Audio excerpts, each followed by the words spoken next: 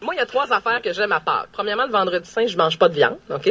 Chez nous, c'est comme ça. Mais jusque-là, ça varie pas. Non, jusque-là, je pense pas que je sois toute seule. Je suis sûre qu'il y a des gens qui me comprennent ce matin. Moi, à Pâques, ça me prend mon œuf Laura Socor. Et troisième chose, moi, je tripe sur... Et là, j'entends déjà le docteur Mayou, là, on va lui en parler tout à l'heure. Moi, je tripe sur les films de Jésus. Et je veux savoir en fin de semaine s'il y a Jésus de Nazareth à quelque part. Catherine, ça fait 1000 ans que ces films-là passent à TVA. Ouais. Penses-tu qu'ils vont faire relâche? Non. Pas de gâcher le punch, mais il meurt à la fin, par exemple. Arrêtez. J'aime ça, moi. Bon, il y a des gens... Ça me fait plaisir. Oui, Marc-André Pelletier qui a fait un petit montage ce matin, je vous remercie. Ça s'est passé à 6h20. Et j'avais hâte de lui parler. Docteur Mayou, est-ce que vous voulez toujours co-animer avec moi ce midi, même si j'aime les films de Jésus? Catherine. Pas sûr. Bon, ça y est. Catherine. OK, oui, docteur Mayou. J'ai pour toi un amour, comment on appelait ça? Inconditionnel? Pas historique? Inconditionnel. Historique. Oui. Non, un amour inconditionnel. Même ce matin? Oui, il y va de ma paye. Docteur Mayou. Il y va de ma poche. J'aime ça, les films de Jésus. Je le savais que vous alliez me juger. Voyons donc. Mais... Docteur Mayou, faites quelque chose. Oui, mes collègues sont découragés. Pourquoi j'aime les films de Jésus? Allez-y, là, c'est le temps de me faire une petite thérapie. Non, Joanie, Marc-André. Oui. D'abord, les confessions. Oui. On passe au confessionnal. Oui. La fin de semaine de Pâques s'en vient. Oui. Écoutez, je suis incapable, si je vois Ben Hur à la télévision, de ne pas regarder la course de chevaux qui dure, attachez vos trucs, 20 minutes. Ouais, avec la montre et tout. L'avion dans le ciel aussi, hein? Oui. Non, la course de chevaux, je suis sérieux, la course de chars. Oui, on comprend. Et est-ce que ça vous intéresse, vous autres, la course de chevaux, un attelage à 4? Non. Vous autres? Marc-André, non? Non, écoute, mais je l'ai vu, cette course-là. Oh! C'est épique, par exemple. OK, fait que vous, c'est l'aspect, mais là, c'est les chevaux qui viennent tout de suite. Et puis lorsqu'ils sautent par-dessus, là, lorsque Charlton Heston fait lui-même la cascade, hein, oui. Il a sauté avec son attelage de chevaux par-dessus un char qui était brisé, là. Et ses chevaux sautent par-dessus, c'est incroyable, ça. Mais docteur Mayou, mes collègues sont un peu... ils connaissent pas beaucoup l'histoire du cinéma parce que c'est une des scènes mythiques du cinéma. À chaque fois qu'on fait un bilan des 100 dernières années, c'est une scène qu'on revoit. Et encore aujourd'hui... Laquelle scène? Avec les chevaux, cette scène de 22 minutes. Ben oui! C'est écœurant, cette scène-là. Écoute, je vous parle, là, j'ai toute la poêle hérissée. Mais docteur... Ça me... Docteur Mayou, je vous adore ce matin. Mais non, mais Catherine, tu t'éloignes, là. Tu parles d'histoire du cinéma. Nous autres, on parlait de regarder des films de Jésus. Oui. Pendant le week-end de Pâques. Oui, là, c'est différent, là. Okay? Oui, mais les ignares. Oh, Catherine, un matin, là, écoute, je vais m'adresser aux ignares. Bon, allez-y. Et que dire de Spartacus? Avec Kirk Douglas? Oui. Sauf erreur, Catherine. Là, attendez, là, Spartacus, c'est pas la même chose que les 10 commandements, là. On est ailleurs. Ben, voyons, non, on n'est pas ailleurs, on est dans la même période. Avec Kirk Douglas et...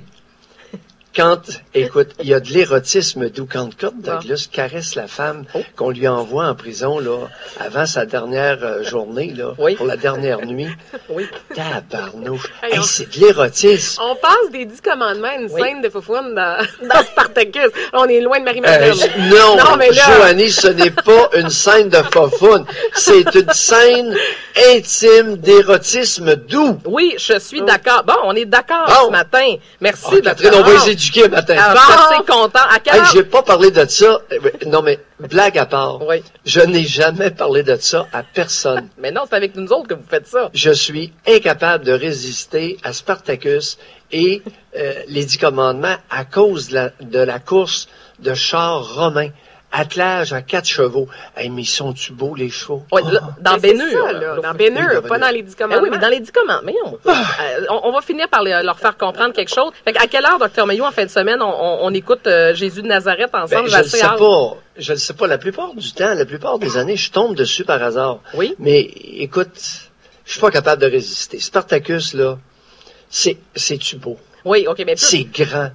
Mais Jésus de Nazareth, on vous perd un peu, j'ai l'impression. C'est parce que moi, je vais expliquer. Oh, Jésus de Nazareth, non. Non, vous bon. C'est parce que, mais ça, là, vous allez rire encore, vous allez être découragé, probablement que vous voudrez plus co-animer avec moi ce midi. Moi, Jésus de Nazareth, quand j'écoutais ça, quand j'étais petite, là, c'est parce que je me disais, si Jésus ressemble à ça, quand je vais monter au ciel, quelle bonne nouvelle. Alors moi, là, si Jésus de Nazareth, il ressemble pas à ça, je vais être extrêmement déçue. Alors oui, Dr. Mayou, j'ai été baignée dans la religion catholique quand j'étais jeune.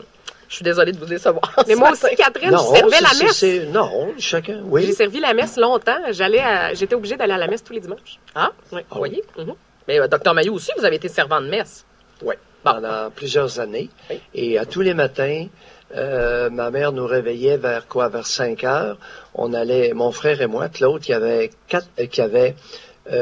on est nés de la même année. Donc, il y avait 11 mois de moins que moi. Et on se levait, on allait soigner les 16 chevaux dans l'écurie. Mon père était commerçant de chevaux. Oui. Puis après ça, on allait servir la messe. Et à un moment donné, il y a un hiver, vers le printemps, les écuries de chevaux, c'était des chevaux de chantier, ils puaient en cibole parce que il y avait le poêle très long. Et on n'avait pas de ventilation dans l'écurie. Et on s'était aperçu que, Claude et moi, le monde se détournait dans l'église. Parce que vous sentiez trop fort. Ben oui, on ça très drôle. On se changeait le linge, mais on se lavait pas. Ah bon, Dr Mailloux, la base. Se laver, Dr Mailloux, la base. Oui, écoute, on était de bonne foi. Oui. Alors, on se levait à 5 heures, on allait servir la messe à 6 heures. OK. Oui, à l'église. On a fait ça pendant des années. Ça nous donnait 10 cents par matin. Oh, on s'est accumulé, on achetait des Chinois. Ça me met le faux cul, par exemple. On a passé des années à acheter des maudits Chinois. Tu sais, les cartes, là, on avait des cartes de Chinois, des photos de bébés chinois. Oui. Puis là, pour faire la charité, on prenait de l'argent de notre servage de messe, on achetait des Chinois. Okay. Puis... Ça, là, ça me foire un peu, d'avoir acheté autant de Chinois, puis de me faire acheter aujourd'hui par des Chinois. Oui, c'est ça. Ça, là, ça me frustre. Là, là, vous commencez à me pomper, là. Non, c'est pas il y a des erreurs historiques. Oui. Hey, on a acheté des Shintok, puis là, on se fait acheter par eux autres. Oui, c'est sûr que l'histoire a changé. Et c'est pas fini, là, les amis, là. Non, je comprends. C'est visiblement, l'histoire a changé. Hey, Dr Mailloux, juste... On va voir les islamistes, puis après ça, on va voir les Chinois. Hey, on va-tu finir un jour par être tranquille? Dr Mailloux, je vais vous amener sur quelque chose en terminant. Il y a une phrase qui m'a fait un peu sursauter ce matin. Il y a un dossier de pornographie juvénile qui s'est passé à Latuc. Il y a un Latucois hier qui en a pris pour 6 mois. Pour une affaire de pornographie juvénile. C'est le commentaire de la juge Guylaine Tremblay qui m'a fait un peu sursauter. Elle dit, on ne banalise pas les crimes qui ont été commis. On est plus dans un profil d'immaturité que de psychopathologie. Est-ce qu'on peut parler de cas d'immaturité quand on parle de pornographie juvénile? Oui. Quel âge le jeune? Il a 19 ans? Est-ce qu'il a 19 ans? Attendez, vous m'en posez une bonne. Je vais aller vérifier. Je n'ai pas l'information devant moi. Je ne sais pas si c'est un jeune homme de quel âge, mais c'est pas... Oui, c'est ça. Ça dépend de l'âge de l'individu. Écoute... mais de l'immaturité? Oui. Ah oui? Oui. Écoute, il y a du monde. Il y a des hommes ça vole pas haut. Hein. Il y a des familles de tarés. Oui, il a 19 ans, il y a des familles où... Oui. Alors, pour un jeune de 19 ans, dépendamment du milieu familial, peut être soit taré ou soit être très réprimé dans la sexualité ou déviant. OK. Mais tard et déviance, là, c'est pas loin, là. Parce qu'il y a beaucoup de familles, contrairement à ce qu'on pense, où la transgression sexuelle intrafamiliale est normale. Faites attention, là. Maintenant, on parle pas de quelque chose de beau, là. Non, je le sais, ça. Alors, il y a des hommes qui ont pas beaucoup de réticence à convoiter sexuellement leur fille. Alors, ça va du regard à la pensée, aux petits gestes et à la petite fellation. Alors, ça existe au Québec, là. Oui, ça, je le sais. C'est le terme immature qui m'a... Parce que moi, je me disais, c'est plus de la psychopathologie que de l'immaturité. Je ne pensais pas qu'on pouvait appliquer ça. Écoute, non, là-dessus, la juge Guylaine Tremblay semble être... elle semble avoir de la route en matière d'hommes qui sont des déviants sexuels à différents niveaux. Ouais. Et il n'y a jamais 2 cas pareils. Non, je le sais. Alors, j'en ai évalué beaucoup et je peux vous dire simplement, il n'y a jamais 2 cas pareils. Alors, dans ce cas-là, il est possible que la juge, suite à la preuve qui est devant elle, ait vu juste. Mm-hmm.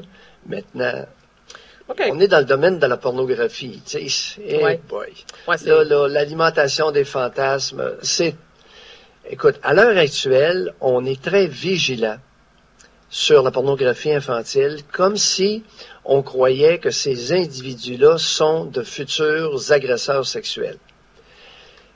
Je pense qu'on n'a pas tort jusqu'à un certain point, mais soyons prudents pour ne pas, parce qu'il y en a beaucoup qui, dans leur tête, vont jouer avec toutes sortes d'images, y incluant des enfants, et ne penseront pas à l'acte. Mais on ne connaît pas le pourcentage. Donc, ce que vous dites, Dr Maillot, c'est que quelqu'un qui est accusé de pornographie juvénile ne devient pas nécessairement un agresseur sexuel plus tard.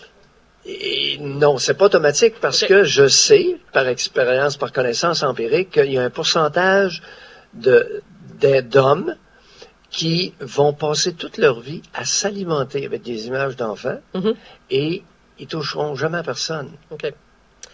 Je suis beaucoup plus, les amis, je suis beaucoup plus inquiet de la vague des beaux-pères qui spotent, qui repèrent des monoparentales avec 2 ou 3 enfants et ils sont fins avec les enfants. Ouais, on en a déjà Vous n'avez même pas idée. Oui. 7h23, merci, Dr Maillot. Ça, c'est un groupe que soyez beaucoup plus vigilants dans notre Pâques. Les hommes adultes qui aiment beaucoup les enfants. Ouais, beaucoup regardez trop autour de vous, Ouais. parce que ce sont des personnes connues. Arrêtez de surveiller sur la rue, puis regardez dans la maison. Oui. Dr Maillot, allez partir votre enregistrement là, pour Spartacus puis les 10 Manquez commandements. pas ça. On s'en reparle ce midi. On s'en retrouve Les ce 10 midi. commandements, je vais être obligé de le regarder encore cette année. Ben, vous vous m'avez avez pas le fait choix. hérisser le poil sur les bras, vous autres. Dr Maillot, on se retrouve à compter de midi pour 106.9 oui. Dr Maillot. À plus tard.